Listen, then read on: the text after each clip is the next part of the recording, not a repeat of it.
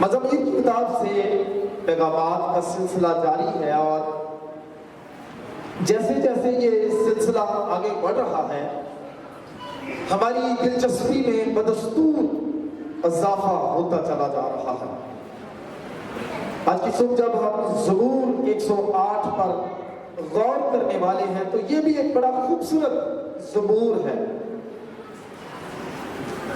یہ زبور اکثر اوقات ایماندار صبح کے وقت خداوند کی پرستش اور عبادت کرنے کے لیے اندر سال ہر سال سے استعمال کرتے آئے۔ جب میں یہ بات کہتا ہوں کہ صبح کے وقت، چونکہ جب ہم اس زبور کو گاتے ہیں تو اس زبور کے اندر صبح کے وقت خداوند کی ستائش کرنے کا خاص طور پر ذکر ہے، اور ہم گاتے ہیں مضبوط میرا دل ہے شوکت نال گاواں۔ اور خاص طور پر جب صبح کی بات آتی ہے تو ہم کیا کہتے ہیں؟ بربط بیت بجا کے میں جاگاں گا سویرے۔ فی زمانہ ایماندار اپنی صبح کی شخصی یا اجتماعی عبادت کے اندر اس زبور کا استعمال کرتے رہے ہیں۔ اس کی سب سے اہم وجہ شہرت جو ہے وہ یہ ہے کہ یہ زبور جو ہے یہ دو مزامیر کے ملاپ سے تشکیل کیا گیا زبور۔ پھر سے سنیے، یہ زبور جو ہے یہ دو مزامیر کے ملاپ یا اشتراک سے تشکیل دیا گیا زبور ہے۔ یعنی ہم کہہ سکتے ہیں کہ یہ زبور جو ہے یہ دو مزامیر کا امتزاج ہے، یہ دو مزامیر کا مرکب ہے۔ وہ کون کون سے مزامیر ہیں جن کو جوڑ کر یہ زبور بنایا گیا ہے؟ میرے عزیزو، اس کی جو پہلی 5 آیات ہیں زبور 108 کی، یہ زبور 57 کی 7ویں آیت سے لے کر 11ویں آیت سے لی گئی ہے۔ زبور 108 کی جو پہلی 5 آیات ہیں وہ زبور 57 کی 7ویں آیت سے لے کر 11ویں آیت سے لی گئی ہے، جبکہ زبور 108 کی جو 6 آیت سے لے کر 13ویں آیات ہیں یہ زبور 60 کی 5ویں آیت سے لے کر 12ویں آیات سے لی گئی ہے۔ اور پھر دونوں مزامیر کو ملا کر جو تیسرا زبور تشکیل دیا گیا ہے وہ زبور 108 ہے جس پر ہم غور کرنے والے ہیں۔ اس کی تیسری اہم وجہ یہ ہے کہ یہ ایک اہم زبور ہے، خوبصورت زبور ہے، دلچسپی کا حامل زبور ہے۔ اس زبور میں خدا کا جو لفظ ہے یا خدا کو تقریباً 7 دفعہ مخاطب کیا گیا ہے۔ 6 دفعہ خدا کا لفظ آیا ہے، خدا کے نام کا ذکر کیا گیا ہے، خدا خدا خدا، جبکہ 7ویں دفعہ اسے خداوند کہا گیا ہے۔ اور یہ وہی نام ہے جسے یہوہ نام کہتے ہیں، جو کہ خدا کے عہدی خدا یا کووننٹل گاڈ ہونے کی طرف اشارہ کرتا ہے۔ اس زبور کی ایک اور خاص بات یہ ہے کہ حسب روایت دیگر مزامیر کی طرح اس زبور میں بھی خداوند کی شفقت کا خصوصی تذکرہ کیا گیا۔ اس لحاظ سے یہ زبور جو ہے یہ دیگر مزامیر کی طرح جن میں کے اندر خدا کی شفقت کا خصوصی تذکرہ پایا جاتا ہے انتہائی اہمیت کا حامل ہے۔ اس زبور کی ایک اور اہم وجہ یہ ہے کہ اس زبور کے اندر مجازی زبان یا ایلیگوریکل جو لینگویج ہے اس کا بھی کثرت کے ساتھ استعمال کیا گیا ہے۔ میرے عزیزو، خاص طور پر مجازی زبان کے حوالے سے جو پہلو ہے، مثال کے طور پر اس میں افرایم کو کیا کہا گیا ہے؟ افرایم میرے سر کا خود ہے۔ یہودا میرا آسا ہے، مواب میری چلپچی ہے، ادوم پر میں جوتا پھینکوں گا اور فلسطین پر میں للکاروں گا۔ سو استاراتی زبان کا، ایلیگوریکل لینگویج کا، مجازی زبان کا اس زبور میں جو ہے وہ اس زبور کے اندر مجازی زبان کا بھی جو ہے وہ استعمال کیا گیا ہے۔ ابھی ہم اس زبور کے سرنامے کی طرف آتے ہیں۔ جب ہم اس زبور کے سرنامے کو پڑھتے ہیں تو اس زبور کے سرنامے کے اوپر لکھا گیا ہے داؤد کا مزمور۔ اس سے غالب امکان کیا جاتا ہے کہ داؤد ہی اس زبور کا مصنف ہے۔ میں پہلے بھی بارہا مرتبہ بتا چکا ہوں کہ 150 مزامیر میں سے 150 مزامیر میں سے 73 ایسے مزامیر ہیں جو کہ داؤد کے نام سے منسوب ہیں، اور یہ بات ہمیں کیسے پتہ چلتی ہے؟ کیونکہ 73 مزامیر پر داؤد کا نام لکھا ہوا ملتا ہے۔ زبور 108 کے اندر بھی اس کے سرنامے کے اندر لکھا ہوا ہے عید داؤد کا مزمور۔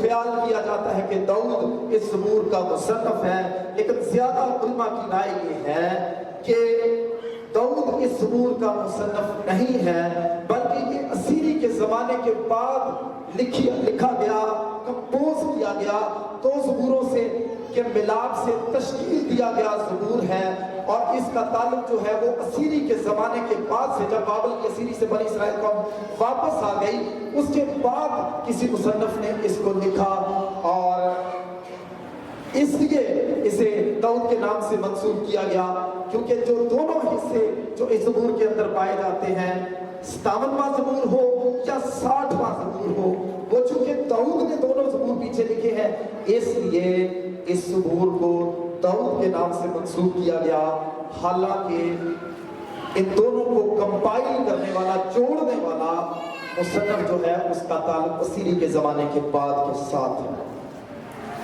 میرے عزیزو، ابھی ہمارے لیے موقع ہے کہ ہم اس زبور کے اندر سے خدا کا جو خاص کلام ہے جس پر ہم غور کرنے والے ہیں اس کی طرف آئیں، لیکن اس سے پہلے کہ ہم خدا کے کلام کے ان حصوں پر غور کریں جو اس زبور کے اندر پائے جاتے ہیں، میں اس زبور کی تقسیم کے حوالے سے جو ہے وہ آپ کے گوش گزار کرنا چاہتا ہوں چند ایک باتیں۔ پہلی 4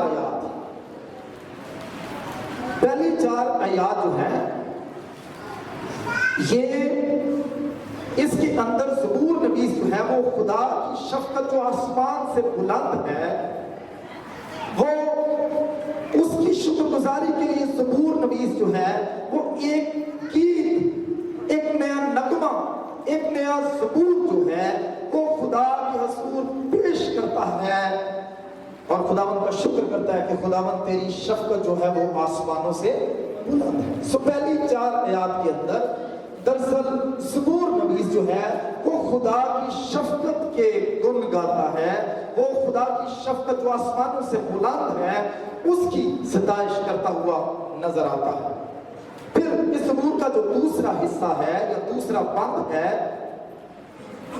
اس میں زبور نویس درخواست کرتا ہے کہ خداوند اپنے جلال کو، اپنی قدرت کو ظاہر کرے، اور جو خدا کے محبوب ہیں، خدا کے جو پیارے مشکل کا سامنا کر رہے ہیں، خداوند ان کو ان کی مشکل سے آزاد کروائے۔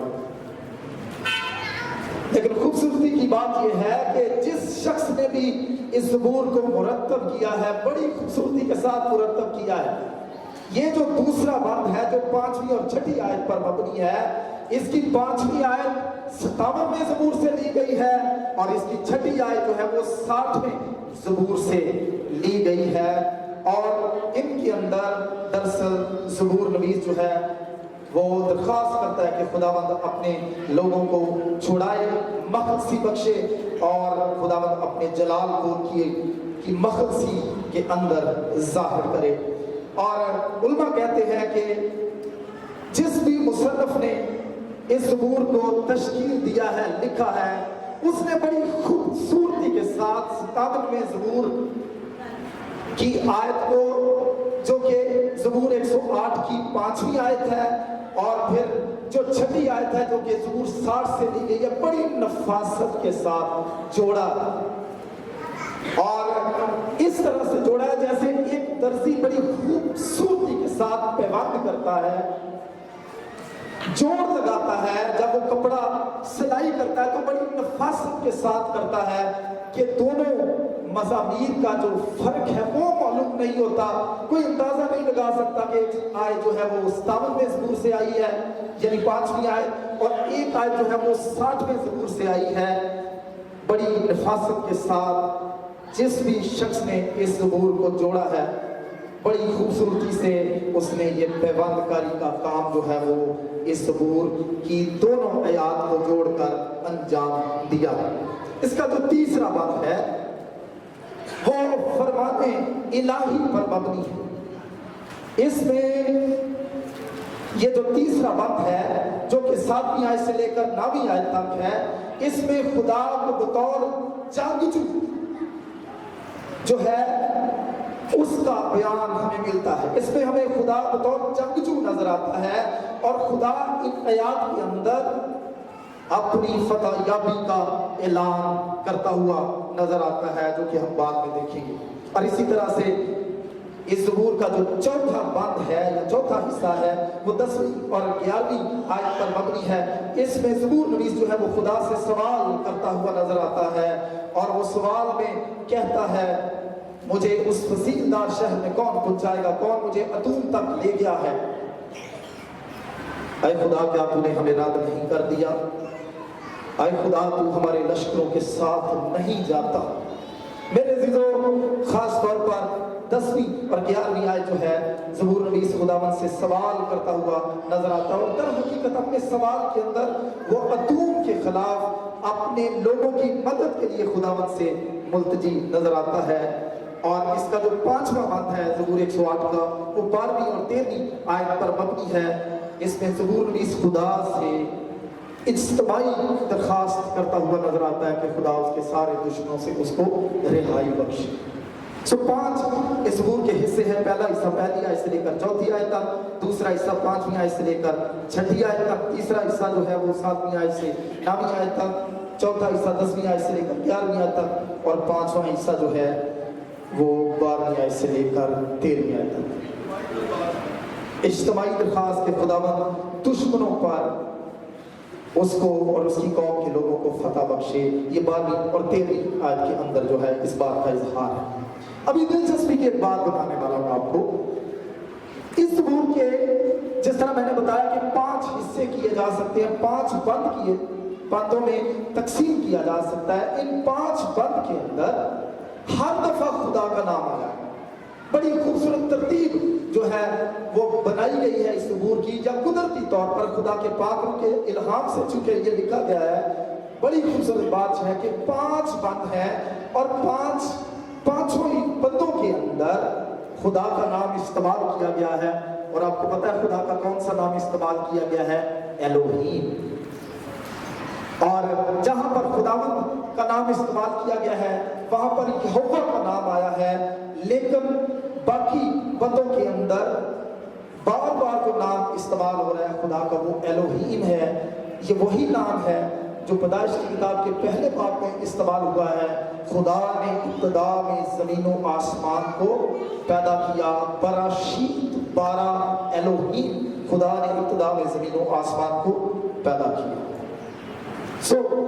دلچسپی کی بات یہ ہے کہ اس زبور کے اندر بار بار خدا کو مخاطب کیا گیا ہے، خدا کا نام لیا گیا ہے، ایلوہیم کا نام لیا گیا ہے، یہوہ کا نام لیا گیا ہے۔ اس سے یہ ظاہر ہوتا ہے کہ زبور نویس کے لیے مرکزی جو ہستی ہے وہ خدا کی ذات ہے، اور ہر ایک ایماندار کی جو مرکزی ہستی ہونی چاہیے، مرکز نگاہ صرف و صرف خداوند ہونا چاہیے، تبھی ہم اپنی مشکلات پریشانیوں سے چھٹکارا پا سکتے ہیں۔ ابھی اب ہمارے لیے موقع ہے کہ ہم اس زبور پر غور کریں۔ پہلی 4 میرے عزیزو، اس زبور کی پہلی آیت کے اندر زبور نویس یہ کہتا ہے خدا میرا دل قائم ہے، میں گاؤں گا اور دل سے مدح سرائی کروں گا۔ پہلی بات زبور نویس کہتا ہے اور ہم گاتے ہیں، مضبوط میرا دل ہے شوکت نال کام۔ खुदावंद की हमद, खुदावंद की सताइश करने का इरादा करता है और वो कहता है मैं खुदावंद की प्रस्तुत करूंगा। और कैसे प्रस्तुत करूंगा, पहले ये बात इस ज़बूर के अंदर है। और वो कहता है कि मैं मजबूत दिल के साथ, जैसे पंजाबी तर्जुमे में है, मजबूत मेरा दिल है शौकत दे नाल, मैं मजबूत दिल के साथ खुदावंद की प्रस्तुत करूंगा, उसकी हमद के गीत गाऊंगा। हम हर रोज अपनी शख्सी इबादत के अंदर जब कभी भी हम खुदावंद के हुजूर आते हैं, हम खुदावंद की प्रस्तुत के काम को अंजाम देते हैं। आज हम इतवार की इबादत के लिए खुदावंद के हुजूर जमा हुए हैं, हम उसकी प्रस्तुत के काम को अंजाम देने के लिए यहाँ पर हाजिर हुए हैं। लेकिन मेरे ज़िदो, मेरा सवाल ये है कि जब हम खुदावंद की के गीत गाने के लिए, खुदावंद की प्रस्तुत करने के लिए, इबादत करने के लिए, उसकी बंदगी के लिए खुदावंद के हुजूर हाजिर होते हैं, तो क्या हम ज़बूर नवीस की तरह मजबूत दिल के साथ खुदावंद की प्रस्तुत करते हैं या नहीं करते? मेरे ज़िदो,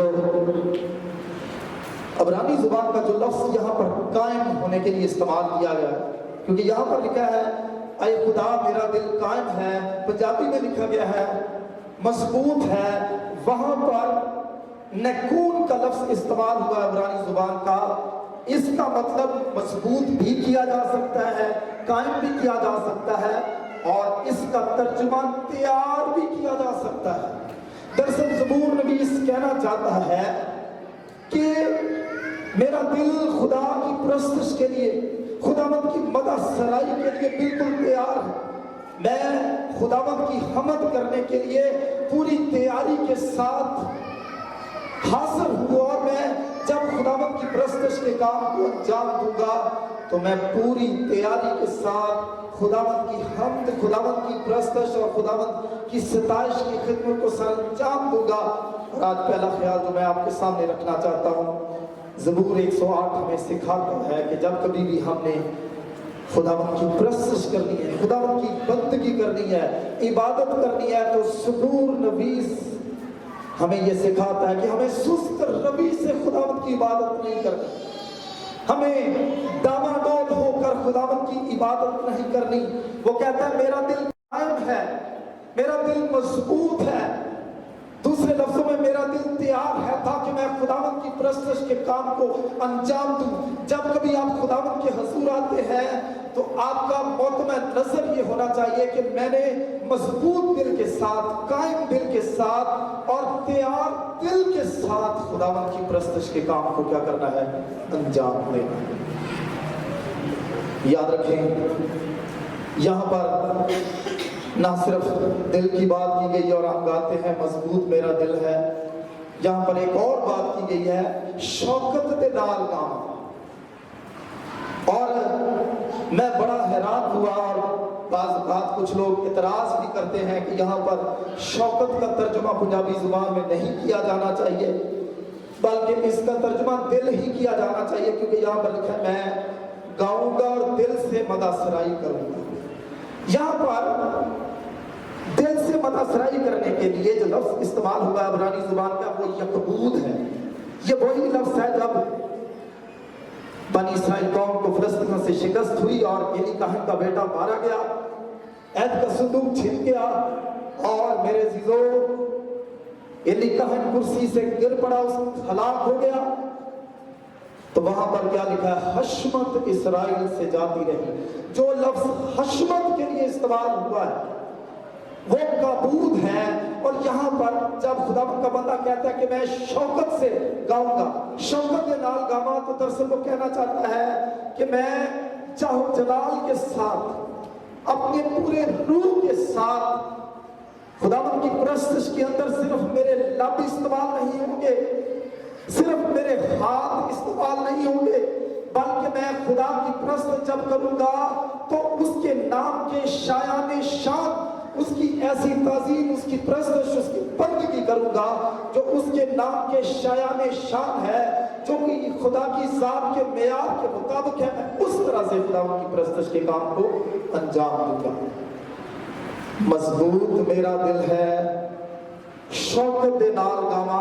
शौकत का एक मतलब यह है पूरे दिल के साथ। इस प्रस्तुत के काम में महज मेरे हाथ मेरे लब इस्तेमाल नहीं होंगे, बल्कि इसमें मेरी पूरी शख्सियत शामिल होगी और मैं इस तरह से खुदा की प्रस्तुत के काम को अंजाम दूंगा जो खुदा के नाम के शायाने शान है, जो खुदा को पसंद आए। इस तरह से खुदा की प्रस्तुत के काम को अंजाम दूंगा।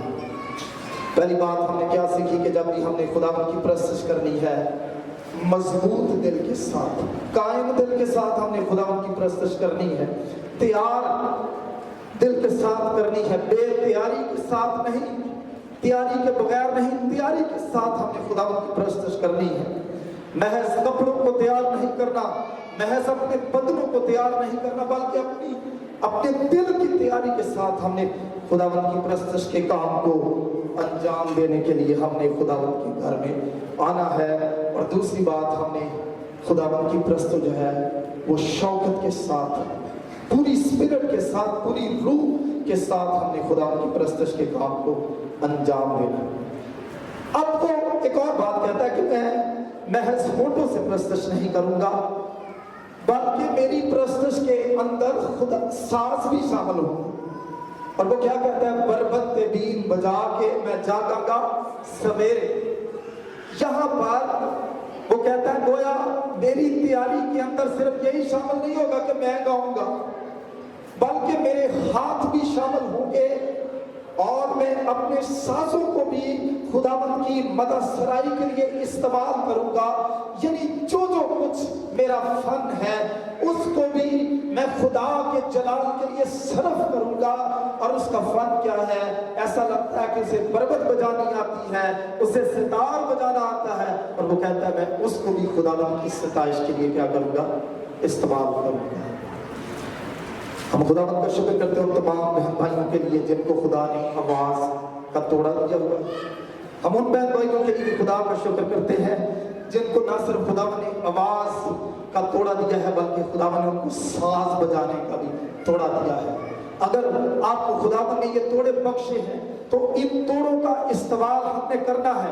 हमने अपने तोड़ों को दबाना नहीं है। अगर आपको खुदावंद ने बरकत और सितार, हारमोनियम, तबला या कोई भी साज बजाने की नेमत बख्शी है, तो जब कभी भी आप खुदावंद की प्रस्तुत करते हैं, रहने दो बाजा, रहने दे तबला। अगर आपको खुदावंद ने तबला बजाने का फन दिया है, हारमोनियम बजाने का फन दिया है, तो इससे आपकी खुदा के साथ मोहब्बत और अकीदत का इजहार होता है, आपकी रूह की पूरी तैयारी का इजहार होता है।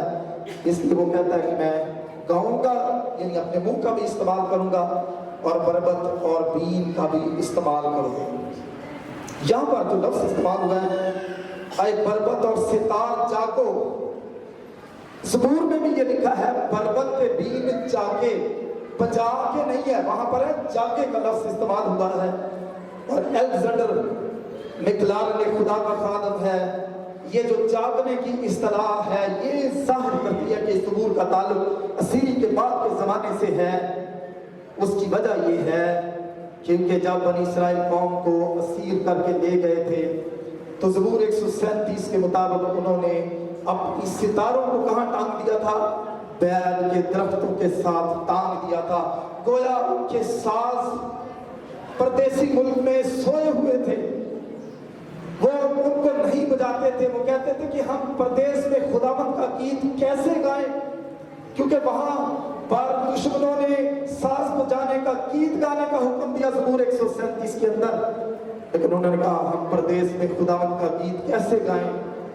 मेरे दिलों, यहाँ पर खुदावंद का बंदा कहता है मैं बरबत और सितार जागो, वो जो अरसा दराज से पड़े हुए साज थे जिनको कोई नहीं बजाता था, वो कहता है वो उनको भी गोया तहरीक देता है। वो दरअसल ये कहना चाहता वो भी जागे, वो जो अरसा 70 साल तक असीरी में पड़े रहे, जिनका इस्तेमाल नहीं किया गया, अब मौका आया है कि उनका इस्तेमाल किया जाए। और ज़बूर 19 कहता है मैं अपने साजों का भी इस्तेमाल करते हुए खुदावंद की हम्मत, खुदावंद की प्रस्तुत और खुदावंद की मदद सराई करूंगा। जब भी खुदावंद की प्रस्तुत करनी है, قائم دل کے ساتھ, تیار دل کے ساتھ خداوند کی حمد و ثنا کرنی ہے, شوقت کے ساتھ کرنی ہے, یعنی اس میں آپ کی پوری شخصیت شامل ہونی چاہیے. یاد رکھیں خداوند یسوع مسیح نے کیا کہا تھا, یہ امت ہونٹوں سے تو میری تعریف کرتی ہے مگر ان کے دل مجھ سے دور ہیں. یعنی بنی اسرائیل قوم خاص طور پر جو فقیہ اور فریسی تھے, ان کے وہ شوقت کے ساتھ نہیں گاتے تھے, ان کے دل خداوند کی پرستش کرتے ہوئے اس شوقت سے خالی تھے, ان کے دل جو تھے وہ خداوند سے دور تھے. اس لیے جب بھی ہم نے خداوند کی پرستش کرنی ہے, مضبوط دل کے ساتھ, تیاری کے ساتھ کرنی ہے, شوقت کے ساتھ کرنی ہے, اس میں ہماری پوری شخصیت شامل ہونی چاہیے. اگر خداوند نے ہمیں سازوں کی نعمت دی ہے تو ہمیں اس کا بھی خداوند کی پرستش کے لیے استعمال کرنا ہے. میرے عزیزو, ایک اور بات چوتھی جو اس زبور سے ہم سیکھ سکتے ہیں, وہ کہتا ہے کہ اب میں نے یہ جو پرستش ہے, یہ جو بندگی ہے, یہ میں نے کرنی کب ہے. وہ کہتا ہے بربت بیت بجا کے میں جاگاں گا سویرے. اب جو چوتھی بات وہ کہہ رہا ہے, وہ کہتا ہے کہ میں صبح کے وقت خداوند کی پرستش کے کام کو, خداوند کی بندگی کے کام کو انجام دوں گا. بربت اور ستار کو بھی کہتا ہے میں استعمال کروں گا, میں گاؤں گا بھی, اور میں صبح سویرے ہی اٹھ کر خداوند کی پرستش کے کام کو کیا کروں گا, انجام دوں گا. میں سوچ رہا تھا کہ عبادت تو دوپہر کو بھی کی جا سکتی ہے, شام کے وقت بھی کی جا سکتی ہے. ہمارے مسلم بہن بھائی جو ہیں وہ 5 وقت جو ہے وہ نماز پڑھتے ہیں, ہم ان کو دیکھتے ہیں, ہمیں بھی کوئی پابندی نہیں ہے, ہم کسی وقت بھی خداوند کی عبادت کر سکتے ہیں, کیونکہ ہمارا تعلق جو خدا کے ساتھ ہے وہ بیٹے بیٹیوں کا ہے, غلاموں کا نہیں ہے. ہم کسی وقت بھی خداوند کے حضور جا سکتے ہیں. زبور نویس کیوں کہتا ہے بربت دین جاگے میں جاگاں گا سویرے, قوماں تے امتاں وچ شکرانے گاواں تیرے. دراصل وہ جب صبح کی بات کرتا ہے, صبح سویر کی بات کرتا ہے, تو دراصل وہ خداوند کو اپنے سارے کاموں پر, سارے امور پر ترجیح دینا چاہتا ہے. گویا اس کی زندگی میں خداوند کی عبادت کرنا, بندگی کرنا سارے کاموں سے بڑھ کر ہے. کتنی دفعہ ہماری بہنیں اٹھتی ہیں, چلے گھر کی صفائی کر لیں, بچوں کے لیے ناشتہ بنا لیں. ہم بھی مرد جو ہیں وہ جلدی جلدی گھر کے دیگر کاموں میں جو ہے وہ مصروف ہو جاتے ہیں, اور خدا کی پرستش کے کام کو, خدا کی عبادت کے کام کو پس پش ڈال دیتے ہیں. چلے بچے اسکول چلے جائیں, یہ کام کر لیں, وہ کام کر لیں, پانی چلا جائے گا, گیس چلی جائے گی. ہم میرے عزیزو خداوند کی پرستش کے کام کو نظر انداز کرتے ہیں, پیچھے رکھ دیتے ہیں. خدا کے کلام کا یہ حصہ ہمیں سکھاتا ہے کہ ترجیح ہماری زندگی میں خدا کی پرستش ہونی چاہیے, باقی سارے کام ہماری زندگی میں بعد میں انجام دیے جانے چاہیے. اس سے یہ ظاہر ہوتا ہے کہ زبور نویس کی زندگی میں خدا کی پرستش ٹاپ پرائیورٹی ہے, اول درجہ. سارے کاموں پر جس چیز کو دیتا ہے وہ کسی اور کو چیز کو نہیں دیتا, بلکہ وہ خدا کی پرستش کرنے کو سب سے زیادہ. کبھی یہی خاصہ ہونا چاہیے کہ ہم نے خداوند کی پرستش کے کام کو اولویت دینی ہے. یہاں صبح سویرے جاگ اٹھنے سے مراد اور خداوند کی حمد کے گیت گانے سے مراد ہے اپنی زندگیوں میں خداوند کی عبادت بندگی کو ہم نے پریفرنس دینی ہے, ترجیح دینی ہے. میرے عزیزو چوتھی آیت کی طرف آئیں. یہ تو ٹھیک ہے کہ میرا دل قائم ہے, یعنی تیار ہے, میں شوقت کے ساتھ گاؤں گا. وہ کہتا ہے میں سازوں کا بھی استعمال کروں گا. وہ یہ بھی کہتا ہے کہ میں صبح سویرے اٹھ کر خداوند کی پرستش کروں گا. لیکن ایک بات ابھی تک پیچھے ہے جس کا ذکر نہیں ہوا, اور وہ بات یہ ہے کہ میں پرستش کروں گا کیوں, وہ کیا سبب ہے جس کی وجہ سے میں خداوند کی پرستش کروں گا. اور جس چیز کی کا خاص طور پر وہ یہاں پر ذکر کرتا ہے, جو اس کی پرستش, اس کی بندگی, اس کی عبادت کا جو سب سے بڑا سبب ہے, وہ چوتھی آیت ہے. کیونکہ تیری شفقت آسمان سے بلند ہے اور تیری سچائی افلاک کے برابر ہے.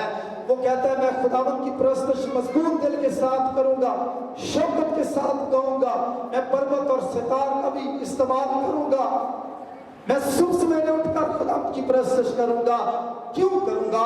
क्योंकि खुदावंद की शफकत आसमानों से बुलंद है। मैंने पहले भी बताया था कि खुदा की शफकत का ज़बूर की किताब में बकसरत जिक्र है। हम सब जानते हैं और हमने देखा हुआ है कि ज़बूर 136 के अंदर उसकी 26 आयात है और 26वीं दफा खुदावंद की शफकत का बयान मिलता है। लेकिन पंजाबी में हम गाते हैं रहमत होती है सदा। मेरे अज़ीज़ों, यहाँ पर हम देखते हैं कि इस ज़बूर के अंदर भी खुदावंद की शफकत का जिक्र किया गया है। ज़बूर 118 की पहली 4 आयत के अंदर और फिर उसकी जो आखिरी आयत है उसके अंदर खुदावंद की शफकत का इजहार किया गया है। ज़बूर 103 में लिखा है खुदावंद की शफकत खुदावंद से डरने वालों पर अज़ल से अबद तक है। फिर उसी ज़बूर के अंदर लिखा गया है खुदावंद कहर करने में धीमा और शफकत में गनी है। इस ज़बूर के अंदर जब वो खुदा की शफकत की बात करता है तो वो क्या कहता है? खुदावंद की शफकत आसमानों से बुलंद है, उसकी शफकत अज़ल से अब तक है, वो शफकत में गनी है। खुदावंद की शफकत अबदी है ज़बूर 118 के मुताबिक, और ज़बूर 108 के मुताबिक खुदावंद की शफकत आसमानों से बुलंद है। आसमान और ज़मीन का माप करना ये इंतहाई मुश्किल है, हम कभी उसको माप नहीं सकते। और वैसे भी खुदावंद चूंकि तीसरे आसमान पर रहता है, हमारे ईमान के मुताबिक है हमारे बाप तू जो आसमान पर है, शायद सितारों तक सियारों तक तो साइंसदानों ने इनकी पैमाइश कर ली हो, इनको नाप लिया हो कि कितना फासला है, लेकिन जहां पर खुदावंद की हुजूरी है वहां तक आज तक कोई नाप नहीं सका, ना कोई नाप सकेगा। और वो यहाँ पर किस चीज की तारीफ करता है? तेरी शफकत बड़ी है, तेरी रहमत आसमाना थी भी ऊंची, या रब तेरी अमानत है बदला थी पहुंची। खुदावंद की शफकत बारहा मर्तबा मैंने बताया है, जब कोई शख्स किसी पहलू में कमजोर होता है तो हम अक्सर क्या कहते हैं? जी थोड़ी सी शफकत दिखाएं। बच्चा कमजोर है स्कूल में, हम टीचर को कहते हैं जी थोड़ी सी शफकत कर। एक बंदा अगर हाजिर रहता है, बीमार रहता है या कोई और मसला, ड्यूटी पे टाइम पे नहीं जाता, अगर उसका बॉस उसको नोटिस देता है, वार्निंग देता है, तो हम क्या कहते हैं? जी शफकत दिखाएं। शफकत की उस शख्स को जरूरत होती है जिसकी जिंदगी में कोई ना कोई कमजोर पहलू पाया जाता है, और जब एक शफकत उस पर कर दी जाती है तो गोया उसकी कमजोरी को क्या कर दिया जाता है? नजरअंदाज कर दिया जाता है। दरअसल ज़बूर नवीस खुदावंद की शफकत के गुण गाता है और वो कहता है कि तेरी शफकत आसमानों से बुलंद है।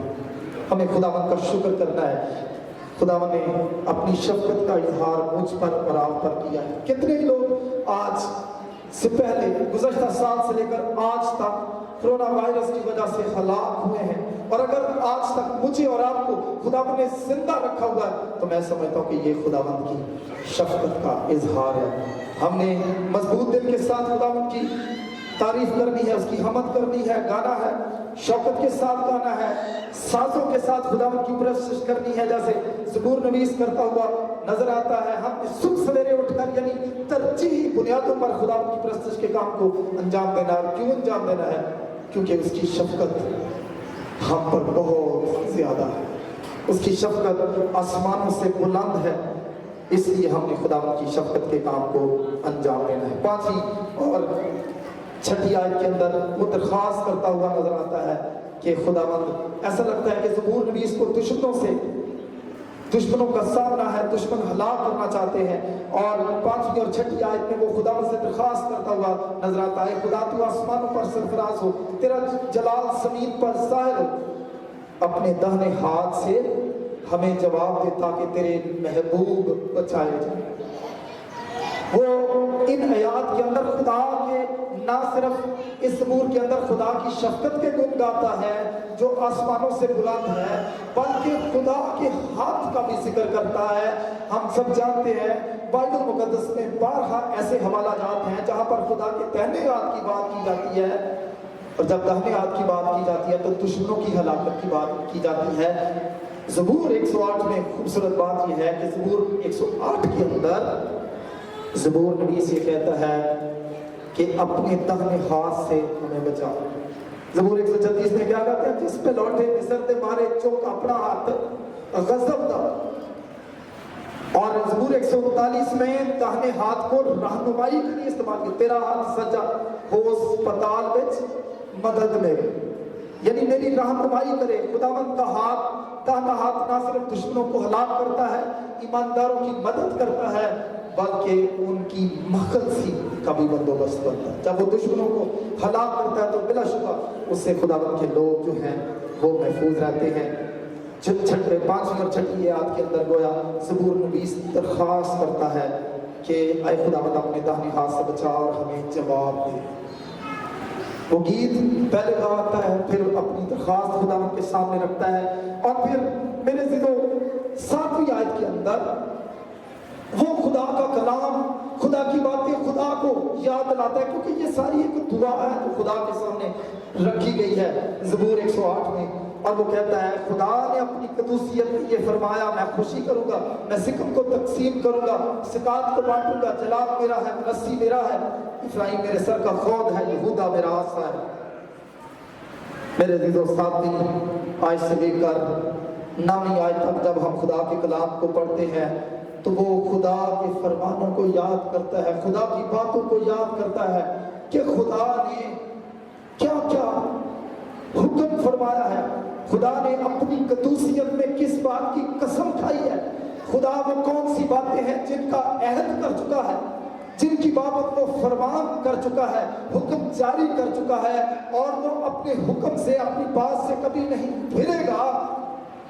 یہاں پر دراصل وہ کہتا ہے خدا نے اپنی قدوسیت میں یہ فرمایا ہے کہ وہ سکم کو تقسیم کرے گا، وہ ادوم پر جوتا پھینکے گا، مواب اس کی چلپچی ہے، فلسطینوں پر وہ للکارے گا، اور افرایم چونکہ اس کے سر کا خود ہے اور یہودا اس کا آسا ہے. یہ بات ہونی ہے کیونکہ خداوند نے اپنی قدوسیت میں فرمایا ہے. میں کرتا ہوں اس کا بھی ذکر کرتا ہوں کہ یہ چلپچی کیا ہے. میرے عزیزو، پہلی بات وہ خدا کو خدا کی بات یاد دلاتا ہے، دعا کر رہا ہے کہ خداوند تو نے تو یہ فرمایا ہے، اور یہی نہیں کہتا بلکہ کہتا ہے خداوند نے اپنی قدوسیت میں فرمایا ہے. بہت دفعہ لوگ ہمارے معاشرے میں قسم کھاتے ہیں، کبھی کبھی اپنے بچوں کے سر کی کھاتے ہیں، کبھی کبھی اپنی ماؤں کی کھاتے ہیں، کبھی کبھی لوگ چرچ کی یا مسجد کی قسم کھاتے ہیں یا بائبل المقدس کی قسم کھاتے ہیں. ان کے نزدیک جو سب سے معتبر چیز ہوتی ہے اس کی قسم کھاتے ہیں، اس کو وہ گویا درمیان میں لاتے ہیں. زبور نویس کو اس بات کی تسلی ہے کہ خدا بنی اسرائیل کو سرفراز کرے گا ہی، اور اس کے دشمنوں کو ہلاک کرے گا، کیونکہ خدا نے اپنی قدوسیت میں اس بات کو فرمایا ہے. گویا اس نے اپنی قدوسیت کی اس نے قسم کھائی ہے، یہ بات ہو کر ہی رہی ہے. اور وہ کیا ہے؟ سکم اور سکات کو تقسیم کروں گا. سکم اور سکات یہ وہی علاقے ہیں جب یعقوب اپنے ماموں لابن کے ہاں سے سارا کچھ لے کر واپس آیا تو جس جگہ آ کر اس نے بعد میں چوپڑیاں بنائی، ڈیرا لگایا. پیدائش کی کتاب کے 33ویں باب کی 17ویں آیت سے پڑھ لیجیے. سکم اور سکات کے علاقے تھے، اور یہ وہی علاقے تھے جو بعد میں بنی اسرائیل قوم کو ملک کنعان کے اندر میراث کے طور پر دیے گئے. جلاد کا علاقہ، منسی کا علاقہ، یہ سارے علاقے جو تھے بنی اسرائیل قوم کو دیے گئے. خود وہ کہہ رہا خداوند تو نے وعدہ کیا ہے، تو سکم بھی دے گا، تو سکات بھی دے گا، تو جلاد بھی دے گا، منسی کا علاقہ بھی تو دے گا. اور وہ خداوند کو کہتا ہے افرایم میرے سر کا خود ہے، یہودا میرا آسا ہے. گویا تمام قبائل کے اندر جو معتبر حیثیت ہے قبائل کی، وہ افرایم اور یہودا کی. یہودا کو آسا سے تشبیہ دی گئی ہے کہ وہ خدا کا آسا ہے، یعنی سارا اختیار یہودا کے قبیلے کو سپرد کیا گیا ہے. یسوع مسیح بھی یہودا کے قبیلے سے ہوا، داؤد بھی یہودا کے قبیلے سے ہوا، سلیمان بھی یہودا کے قبیلے سے ہوا، رہوبام بھی یہودا کے قبیلے سے ہوا، حزقیہ دیگر بادشاہ بھی یہودا کے قبیلے سے ہوئے.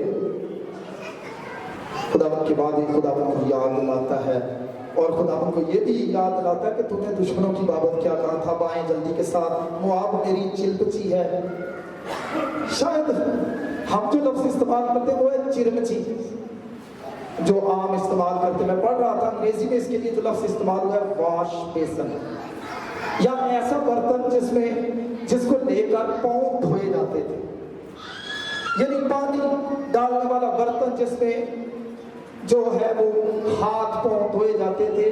اور یہاں پر خاص طور پر جنگ کے وقت خاص طور پر چلپچی کا استعمال اس وقت ہوتا تھا جب فوجیوں کے، جنگجو لوگوں کے خون والے ہاتھ دھوئے جاتے تھے، یا وہ ان کو ہلا کرتے تھے تو ان کے ہاتھ خون آلودہ ہو جاتے تھے، یا جنگ لڑنے کی وجہ سے، تلوار کو پکڑے رکھنے کی وجہ سے ان کے ہاتھ جو تھے وہ خون آلودہ ہو جاتے تھے، اور چلپچی میں دھونے والے برتن میں ان کو دھویا جاتا تھا۔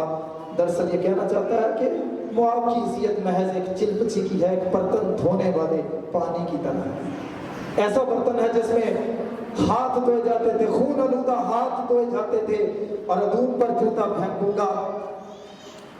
میرے عزیزو، ہمارے معاشرے میں کسی کی طرف جوتا پھینکنا یہ عزت کی بات نہیں ہے، توہین کی، اہانت کی، بے عزتی کی بات ہے۔ اور بہت سارے خدا کے خادم اس کو کہتے ہیں کہ اس کا مطلب ہے پراپرٹی کلیم کرنا۔ یہ جو فکرہ ہے یا پروورب ہے، ملک فلسطین کے زمانے میں یا اس ایریے کے اندر جوتا پھینکنے سے مراد کسی شخص کی پراپرٹی کو کلیم کرنا کہ یہ آپ کی نہیں ہے، یہ کیا ہے، میری ہے۔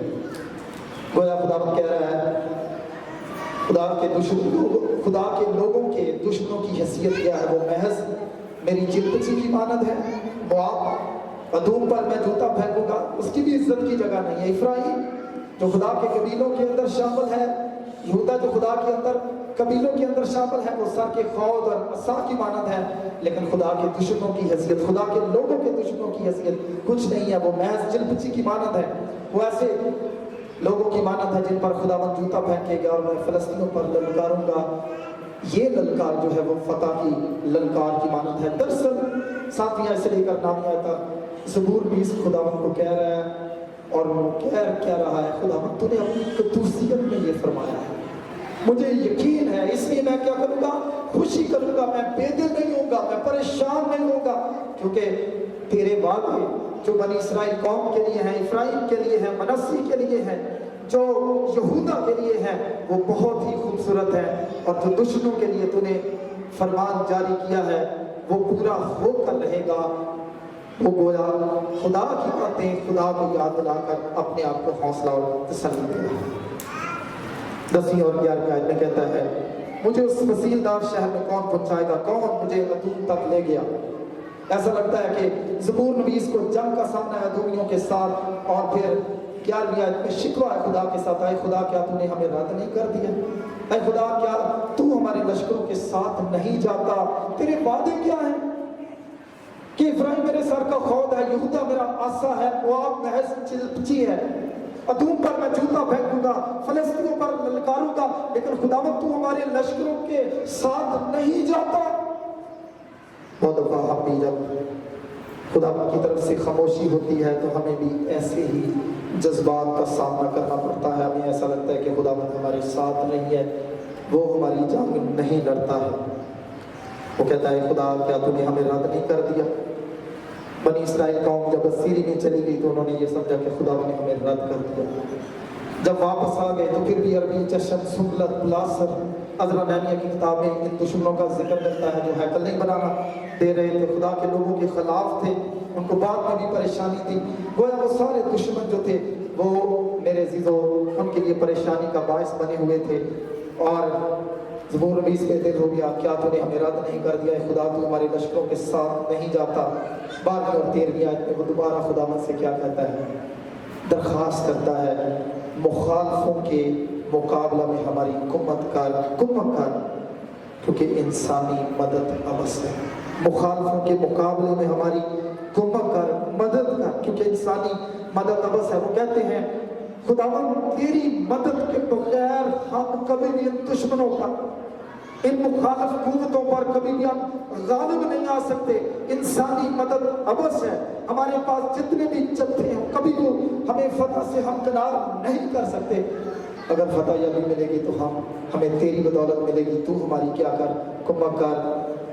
11 اور 12 آیت کے اندر وہ درخواست کرتا ہوا نظر آتا ہے، اور 13 آیت میں پھر وہ دوبارہ اپنے ایمان مضبوط ایمان کا اظہار کرتا ہوا نظر آتا ہے اور اسے یقین ہے، اور وہ کیا ہے؟ خدا کی بدولت ہم دلاوری کریں گے، خدا کی بدولت ہم دلاوری کریں گے، کیونکہ وہی ہمارے مخالفوں کو پامال کرے گا۔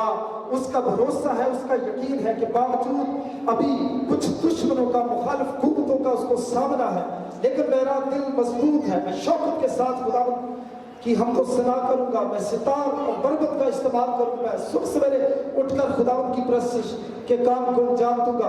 اس کی شفقت آسمانوں سے بلند ہے، وہ ضرور ہماری مدد کرے گا۔ وہ خداوند سے درخواست کرتا ہے 2 دفعہ، 5ویں اور 6ٹھی آیت میں، اور پھر میرے عزیزو 12ویں آیت میں وہ خداوند سے درخواست کرتا ہے کہ خداوند دشمنوں کے خلاف فتح بخشے، اور آخری آیت میں اسے بھروسہ ہے، یقین ہے کہ بالآخر خداوند اس کو اور اس کی قوم کو کیا بخشے گا؟ فتح بخشے گا۔ خدا کی بدولت ہم دلاوت کریں گے، کیونکہ وہی ہمارے مخالفوں کو کیا کرے گا؟ کمال کرے گا۔ تم مجھ سے جدا ہو کر کچھ نہیں کر سکتے۔ بنی اسرائیل قوم کا بھی بھروسہ اور ایمان یہ تھا کہ انسانی مدد ابس ہے، انسانوں کی بدولت ہم اپنی نہ اپنی آزمائشوں پر فتح یاب ہو سکتے ہیں، نہ مخالف قوتوں پر فتح یاب ہو سکتے ہیں۔ اگر ہم نے دلاوری کرنی ہے، فتح یابی حاصل کرنی ہے اپنی زندگی میں، تو اس کے لیے ہمیں خداوند کی شفقت درکار ہے، خداوند کا داہنا ہاتھ درکار ہے، خداوند کی مدد درکار ہے، خداوند کی کمک درکار ہے۔ اسی کی بدولت خداوند ہماری زندگیوں میں موجود جو سارے چیلنجز ہیں ان کو دور کرے گا۔ خداوند آپ کو فضل بخشے کہ جب کبھی بھی آپ خداوند کی پرستش کرنا چاہتے ہیں، مضبوط دل کے ساتھ خداوند کی پرستش کریں، شوقت کے ساتھ خداوند کی پرستش کریں، ضرور جیسے جو نعمتیں خداوند نے دی ہیں ان کا بھی خداوند کی پرستش کے لیے استعمال کریں۔ خداوند کی پرستش آپ کی زندگی کے اندر ترجیح ہونی چاہیے۔ جس کے لیے آپ کو خداوند کی تعریف کرنی ہے وہ صرف اور صرف خداوند کی شفقت ہے، خدا کی مہربانی ہے جو اس نے ہم پر کی ہے۔ اور سب سے بڑی شفقت اس نے کیا کی ہے کہ اس نے اپنے اکلوتے بیٹے یسوع مسیح کو اس دنیا میں بھیجا تاکہ جو کوئی اس پر ایمان لائے ہلاک نہ ہو بلکہ ہمیشہ کی زندگی پائے۔ خدا آپ کو مدد کرے۔ Thank you.